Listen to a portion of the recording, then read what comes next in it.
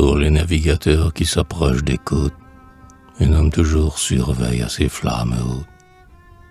Prisonnier volontaire enfermé dans les tours, et le plus grand vaisseau vient du large sans craindre que la lampe du phare un instant laisse éteindre le rayon de celui qui doit briller toujours. Ceux qui gardent le feu, les veilleurs invisibles, par les gros temps d'hiver ont des heures terribles.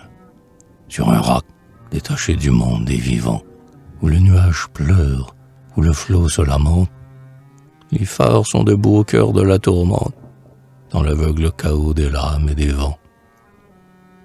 Il faut avoir le pied marin par intervalle. Leurs tiges de granit, sous le fouet des rafales, oscillent brusquement comme de longs roseaux.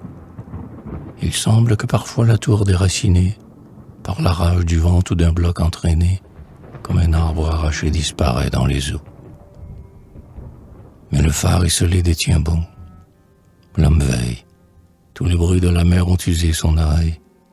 Il n'entend pas les cris d'oiseaux tourbillonnants.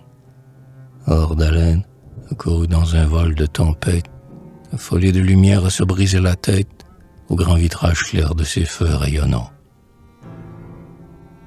Comme il ne peut rien voir, il ne peut rien entendre, mais l'oreille est au cœur. Il croit s'y méprendre, reconnaître des voix dans le flot déferlant.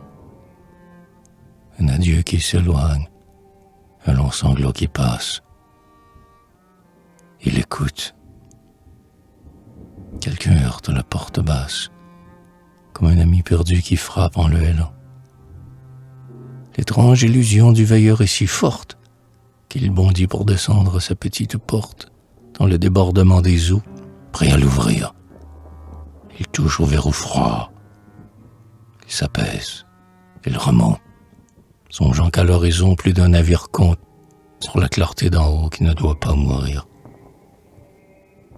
Elle étouffe son cœur, la pauvre sentinelle, dans cette longue nuit qui lui semble éternelle. Une bande grisâtre annonce enfin le jour. Le ciel blanchit au large. On voit clair.